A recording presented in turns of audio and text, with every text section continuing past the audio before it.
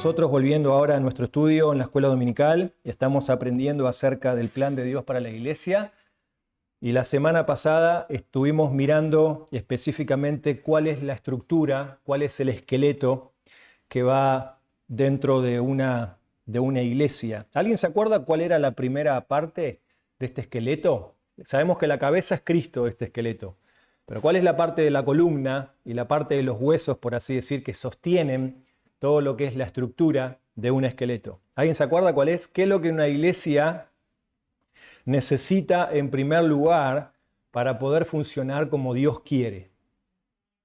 Los cimientos. ¿Cuál era el primer cimiento? ¿Se acuerdan? Para que una iglesia funcione de acuerdo al plan de Dios, tenía que tener algo. ¿Alguien se acuerda cuál era? ¿Qué era lo primero?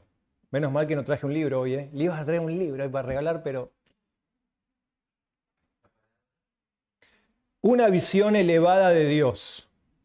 Una visión elevada de Dios. Acuérdense, si nosotros no vemos a Dios como Dios es, en la palabra del Señor, nuestra estructura como iglesia no podrá funcionar. Entonces, una iglesia fuerte, una iglesia saludable, comienza con una visión correcta y elevada de Dios. Habíamos hablado acerca del temor al Señor. El principio de la sabiduría es el temor a Dios. O sea, cuando yo temo al Señor, Dios va a bendecir nuestras vidas, porque Dios va a ver que honramos y le veneramos a Él. La segunda parte del esqueleto tenía que ver con la autoridad absoluta de las Escrituras. La autoridad absoluta de las Escrituras. Y eso implicaba, si ustedes se acuerdan, que la Biblia determina la forma de vida que nosotros llevamos, tanto en la iglesia como en nuestras vidas personales. Por eso, si yo no estimo o yo no creo que la Biblia es la palabra de Dios y que es todo el consejo suficiente y necesario para mí, yo no podré básicamente tener dirección, voy a perder la dirección, ¿no? Cuando un creyente o una persona se apoya en su propia prudencia, pierde el destino, pierde el horizonte. Entonces habíamos visto, ¿no?, la autoridad de las Escrituras. Tercero, sana doctrina. La sana doctrina. ¿Alguien se acuerda qué significa sana doctrina? ¿Qué significa sana doctrina? Porque a veces, como digo, ¿no?, sacamos la camiseta y no, nuestra iglesia se predica sana doctrina, ¿no? Y se para otro al lado nuestro y dice, yo también tengo sana doctrina. ¿Qué significa sana doctrina? ¿Quién sabe? Yo lo dije ya la semana pasada. Vivir lo que creemos en base a la Biblia, pero ¿qué es lo que lo hace sana? Esa es la gran pregunta, porque yo me paro como cualquier otro, nutre, ¿y qué más? Que lo que se ve en mi vida, la manera que yo estoy viviendo en mi vida, otros pueden ver que es una manera saludable, aunque no lo entiendan, es una manera saludable. Por ejemplo, cómo una persona sufre y no se queja. Porque yo creo que cuando sufrimos, nuestra mayor tendencia rápida es a preguntar ¿por qué? En cambio, cuando vemos una doctrina saludable en la vida de una persona, vemos que esa persona, como Job, en el momento de cuando más aprieta el calor, dice Jehová dio, Jehová quitó. Sea el nombre de Dios bendito. ¿Ven? Eso es saludable. Porque lo que yo creo de Dios, visión elevada, autoridad de escritura, ahora a mí me lleva a practicar de una manera que a Dios le agrada. Por eso es saludable. A Dios le agrada. Es saludable esto. Es saludable que yo muera al yo, como dijo Juan el Bautista. Es necesario que Él crezca y yo ¿qué? Mengüe. O sea, es necesario que yo me haga cada vez más chiquito y que Cristo sea más grande en mí. Eso es saludable, porque está reflejando el carácter de Cristo. Entonces, la doctrina te protege. La sana doctrina te protege. Te protege y te fortalece tanto a ti como fortalece en la iglesia. El otro aspecto que habíamos visto era la santidad personal. La santidad personal. Dentro del esqueleto, la santidad personal tiene que ver con la responsabilidad tuya como creyente de vivir bajo los principios del Señor, de ser santo como Él es santo. Una iglesia debe ser santa. ¿Y qué significa? ¿Perfecta? No, porque cuando escuchamos testimonios como lo que escuchamos recién, nos damos cuenta que no hay gente perfecta, sino gente con luchas, con dificultades.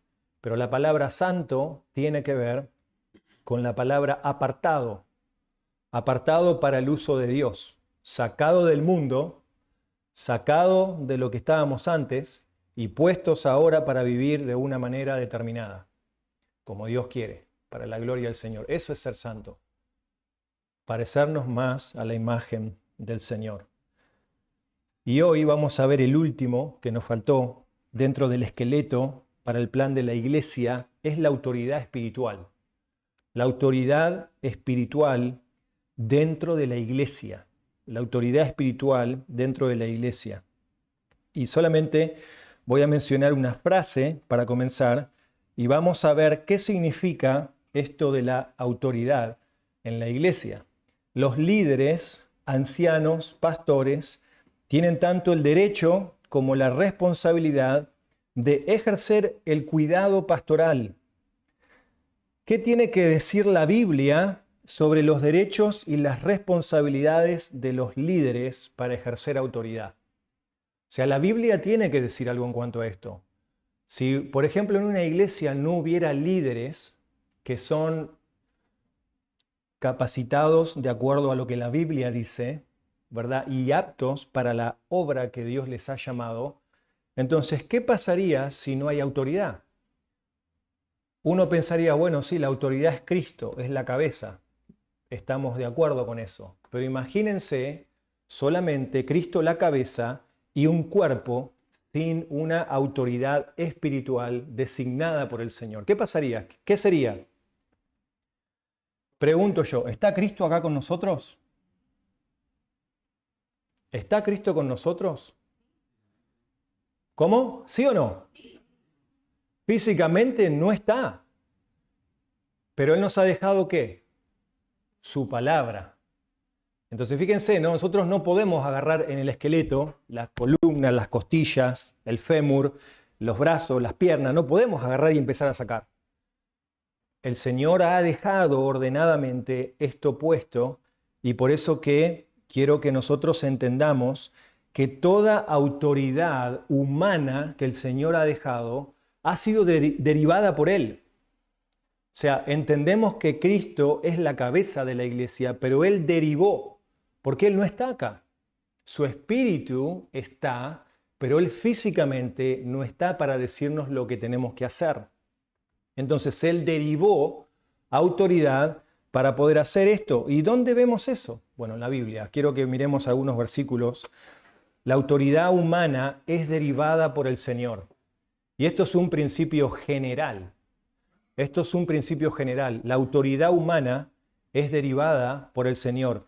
Toda autoridad que está por sobre nosotros, muchas veces nos gusten o no nos gusten, tenemos que entender que la autoridad Dios la puso. Por eso que los gobernantes a veces, ¿verdad?, no nos gustan. No, pero mirá cómo gobierna, no, pero recuerda, Romanos capítulo 13, toda autoridad, todo gobernante fue puesto por Dios. Y fíjense acá lo que dice en Mateo capítulo 28, en la Gran Comisión, el pasaje de la Gran Comisión en Mateo 28, versículo 18. Mateo 28, versículo 18. La Biblia nos dice esto en cuanto a la autoridad. Acercándose Jesús les dijo, toda autoridad me ha sido dada en el cielo y en la tierra. Vayan pues y hagan discípulos de todas las naciones, bautizándolos en el nombre del Padre, del Hijo y del Espíritu Santo. Fíjense que Jesús mismo dice, toda autoridad me ha sido dada, pero ¿qué está haciendo Jesús con los discípulos? ¿Qué hace? Los está mandando. En la autoridad que Él recibió de parte del Padre, Él los está mandando a hacer algo, a cumplir con una misión. Ahora mismo ahí en Romanos capítulo 13, miremos Romanos capítulo 13. Romanos 13, y después vamos a mirar el de Hechos. Romanos 13, Versículo 1 dice, sométase toda persona a las autoridades que gobiernan, porque no hay autoridad sino de Dios, y las que existen por Dios han sido constituidas. Vamos a pensar un poco en esto acá. ¿De qué tipo de autoridad está hablando el pasaje específico? ¿De qué autoridad está hablando el pasaje? ¿De quién? La autoridad de las naciones, las autoridades que gobiernan. Pero fíjense que la Biblia dice, sométanse toda persona a las autoridades. Ahora yo quiero preguntarte a ti, ¿quién es autoridad para ti? ¿Quién es la autoridad para ti? ¿Quiénes son las autoridades que una persona tiene en la vida? ¿Quiénes son las autoridades? Yo creo que son todas aquellas personas o instituciones que uno tiene que someterse a ellas porque si no lo hace puede haber un castigo. Por ejemplo, a la policía, al gobierno, al Estado. Muy bien, podemos ir por ahí. Pregunto, ¿los padres son autoridad? ¿Tus padres son autoridad? Bueno, como hijo debes sujetarte a tus padres. Debes obedecer a tus padres. Debes honrar a tus padres. Pensemos en otra autoridad. Los maestros, las maestras, ¿son autoridad en la escuela? Debemos sujetarnos a ellos. Entonces, fíjense cómo en cada nivel de la vida, en cada nivel, Dios estructuró la vida. Dios estructuró porque ¿qué pasa donde no hay autoridad? ¿Qué pasa? ¿Por qué Dios estableció la autoridad en el Antiguo Testamento? Porque sin estructura, nuestras vidas serían un caos desordenado. Cada uno haría lo que bien le parece. ¿Qué libro de la Biblia habla antes de las autoridades que Dios estableció? Hay un libro específico en la Biblia que cuando el pueblo de Israel sale de Egipto y llega a la tierra prometida, Dios tiene que hacer algo para que el pueblo no se desenfrene. Todavía no había reyes todavía instituidos.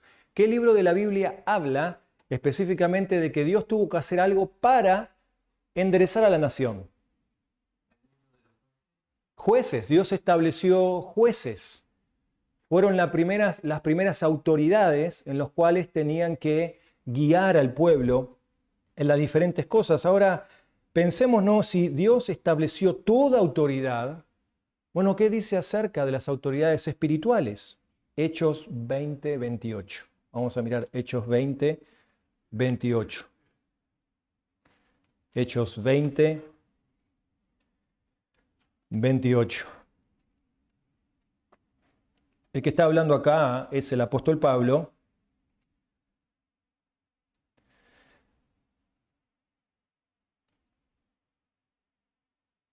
Y todo el contexto del pasaje es la despedida de Pablo cuando él se va ya de este tiempo, va a ser en Mileto ahí, un lugar donde compartió el evangelio por varios años. Y dice versículo 28, hablándole a los pastores, a los ancianos, ¿no? Y les dice lo siguiente. Dice versículo 28, tengan cuidado de sí mismos y de toda la congregación, en medio de la cual el Espíritu Santo les ha hecho ¿qué? ¿Qué dice la palabra ahí? Obispos, ¿para qué? Pastorear la iglesia de Dios, la cual Él compró con su propia sangre. Fíjense que Pablo les está hablando acá, ¿a quién? A pastores, ancianos, en los cuales cumplían el rol de obispo. Obispo, ahí en la palabra, no tiene que ver con una categoría de persona en la iglesia, sino que tiene que ver con una función. Una función. La función del obispo, la palabra obispo significa supervisor. Dice, fíjense, dice, tengan cuidado de ustedes mismos, cuiden su vida espiritual y cuiden de toda la congregación en medio de la cual el Espíritu Santo les ha hecho supervisores. Esto es una obra de Dios. Esto no es una obra de que a alguien se le ocurrió un día decir, yo quiero ser el pastor de la iglesia. Es un llamado de parte de Dios a esta persona a hacer ¿qué? Supervisar. ¿Para qué? ¿Cuál es la próxima palabra? ¿Supervisar qué? Pastorear la iglesia de Dios, la cual Él compró con su sangre. Los ancianos, los pastores, cuando hablamos de ancianos, porque después en otros pasajes vamos a ver que dice la palabra anciano, no dice pastor. Pastor tiene que ver con la obra que hace. El pastor tiene que guiar, tiene que liderar, tiene que aconsejar, tiene que instruir. Pastor. Anciano tiene que ver con la madurez y el carácter. Y la palabra obispo tiene que ver con la obra de supervisar. Son tres términos que en la Biblia lo vamos a ver que aparecen. Entonces es importante que ustedes sepan esto, porque el día de mañana yo no estoy más y puede venir cualquier persona y dice, yo soy pastor. ¿Bajo qué autoridad? ¿Quién te ha dado la autoridad para tú decir que eres pastor? ¿Quién te ha puesto? La iglesia, vamos a ver en un momento más adelante, es la iglesia que elige sus pastores. La iglesia elige sus propios pastores y ancianos si los tiene. Entonces fíjense que acá, en este lugar, Pablo está aseverando que es por medio del Espíritu Santo el cual Dios da pastores a la iglesia. Dios da esa autoridad de tener personas que están haciendo la labor de supervisar, cuidar, pastorear la iglesia que Jesús compró con su sangre.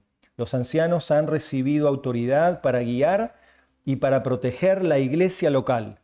Esta autoridad se ejerce en el nombre del Señor, que al fin de cuentas es la autoridad. Fíjense, ningún pastor puede llegar a decir, o no debería decir, la iglesia se rige según mis ideas.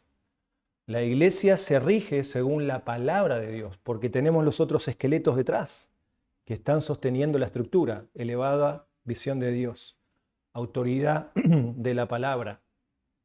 Entonces, fíjense cómo estas cosas van, sana doctrina, van sosteniendo la dirección y el plan de la iglesia. En segundo lugar, el ejercicio de la autoridad está diseñada para servir al bienestar de los que están bajo su cuidado. Dios dio autoridad a los ancianos, los pastores, para ejercer la autoridad con el bienestar, con el bien de servir el bienestar de la iglesia. Entonces, fíjense que nosotros no podemos pensar esto en términos de un trabajo o una empresa. Cualquier pastor que piensa que la iglesia es una empresa y que el pastor se para como un jefe mayor, un supervisor, un CEO, como se llama hoy en día, y dice, ustedes son mis empleados y yo soy el jefe. Ustedes hacen lo que yo les digo. Lo que sí es que no hay paga. No funciona así en la iglesia. Lamentablemente hoy hay muchas personas que trabajan de esa manera. Comparan la iglesia con una empresa. Jefes y empleados. Ustedes no son mis empleados, hermanos. Tienen que entender eso. Ustedes no son los empleados del pastor. Ustedes no hacen lo que el pastor les baja la línea y ustedes lo hacen. La función pastoral en la iglesia cumple el rol específicamente de servir para el bienestar de la iglesia, el bienestar de los que están bajo su cuidado. En Romanos 13:14 vemos allí, otra vez, este pasaje tiene mucha luz a lo que aprendemos sobre esto, la autoridad espiritual en la iglesia. En 13:14 dice, pues es para ti un ministro de Dios para bien. Pues es para ti un ministro de Dios para bien. ¿Ven? La autoridad es para nuestro bien. Es para el bien de la iglesia. El liderazgo entre el pueblo de Dios, siempre vemos en la palabra del Señor que es un liderazgo de servitud, de siervo. El liderazgo de siervo. Por eso a veces cuando los pastores estamos tratando de entrenar a hermanos en la iglesia para que se preparen para el liderazgo, les queremos enseñar el liderazgo que enseñó Jesús, la toalla. A servir con la toalla, no a servir bajando con un palo línea. No estamos para eso, los pastores no deben hacer eso. Y eso es una lucha en nuestro corazón muchas veces, ¿no? Porque podemos caer en el error muchas veces de entender y comparar el mundo y decir, bueno, ustedes tienen que hacer caso porque yo soy el pastor. No, si no hay un principio escritural, si no hay un principio específico de la palabra, no lo deben hacer. No lo deben hacer. ¿Hasta dónde debo sujetarme? Si no hay un principio de la palabra o un mandato de la palabra, no lo deben hacer. Por eso que es importante, ¿no?, que estos líderes que se eligen calificados sean ministros de Dios para el bien de la iglesia.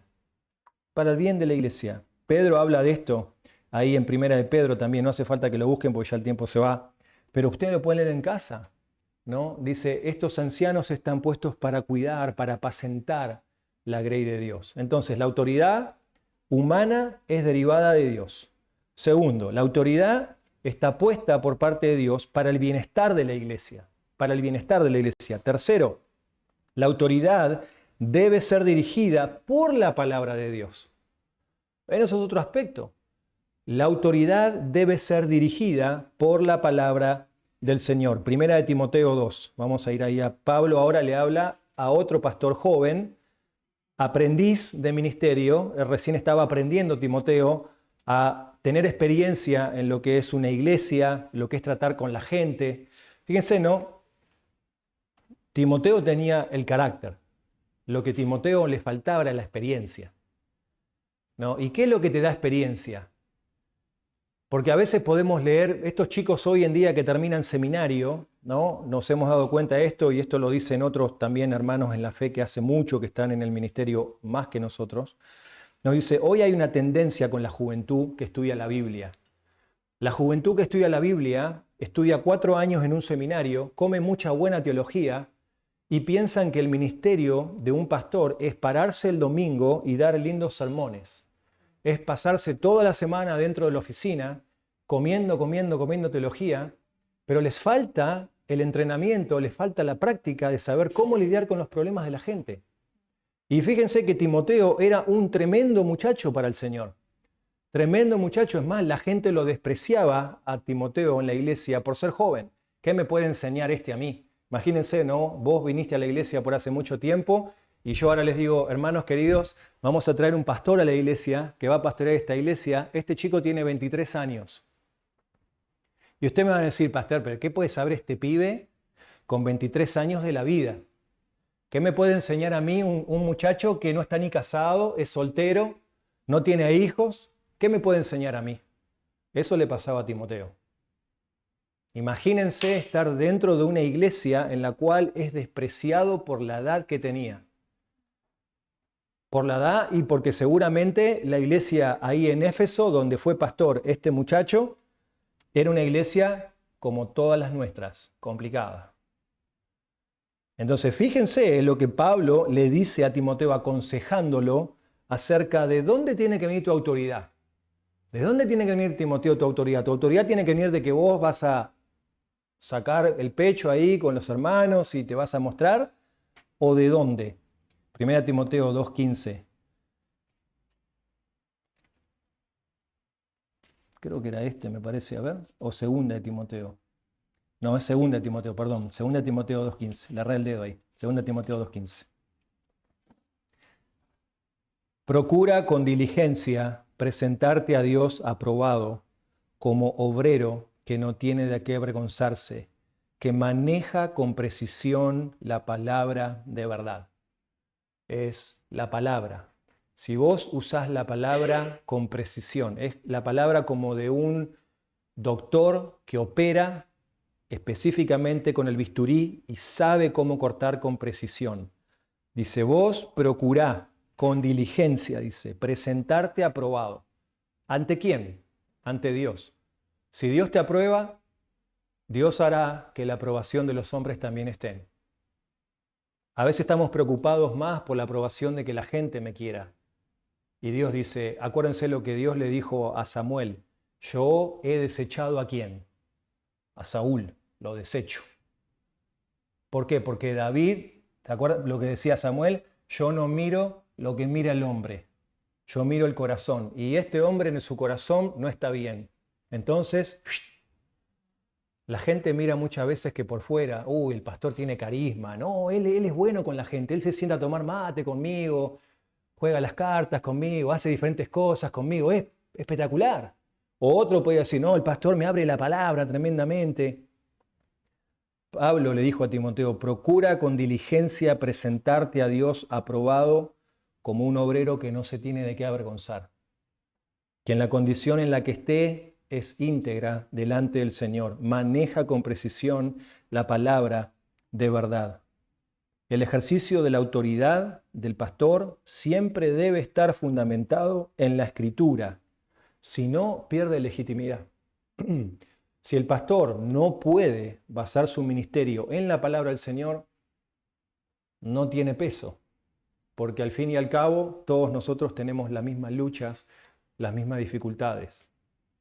Una vez he escuchado a veces varios predicadores ponerse como ejemplo, ¿no? Miren, a mí me pasó esto en la vida. Nunca hay que ponerse quizás como ejemplo, aunque lo sea. Siempre hay que poner la palabra del Señor. La palabra del Señor por delante. Todos los que tienen autoridad derivada de parte de Dios son responsables ante quien dio esa autoridad. Y acá es donde muchas veces se junta la rueda, o si es el caucho con el asfalto y hace la fricción y ahí rueda, no patina. ¿Qué significa eso? Los líderes tienen autoridad de parte del Señor, pero recuerda, esas personas van a tener que dar cuenta ante Dios. Los pastores muchas veces van a tomar decisiones que los hermanos no van a estar de acuerdo. Pueden discrepar, pueden tener quizás diferente visión, pero recuerda, estas personas que Dios puso van a tener que dar cuenta ante el Señor. Y es ahí donde la iglesia descansa.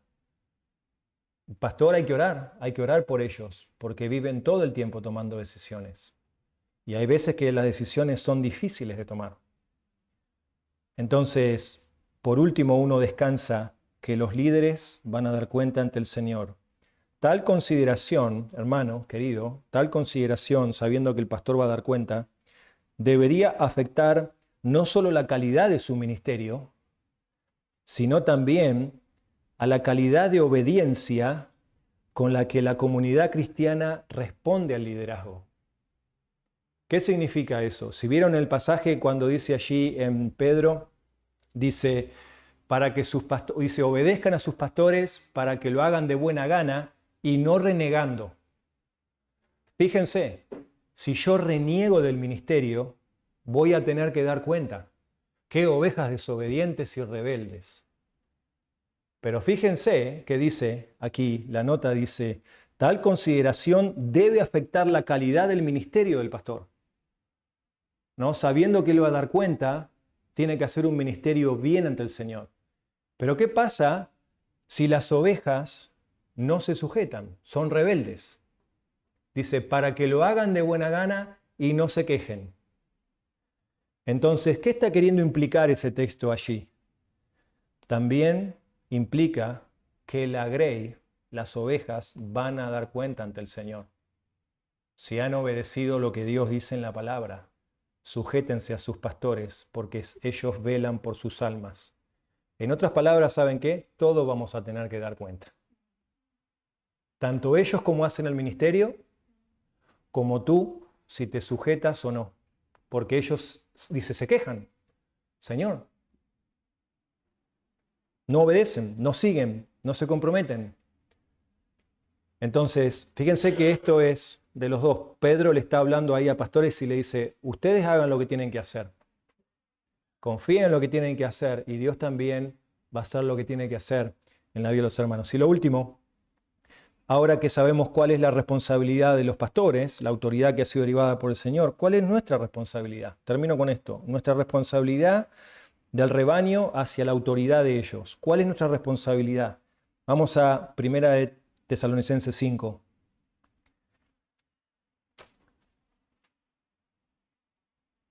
En una frase, la responsabilidad de los ancianos es dirigir, basado en lo que Dios le dio. Dios le dijo a los ancianos, pastoreen, guíen, corrijan, instruyan, aconsejen, exhorten. alimenten, todo eso. Pero ahora, ¿y yo que estoy sentado ahora en la banca? ¿Qué debo hacer yo?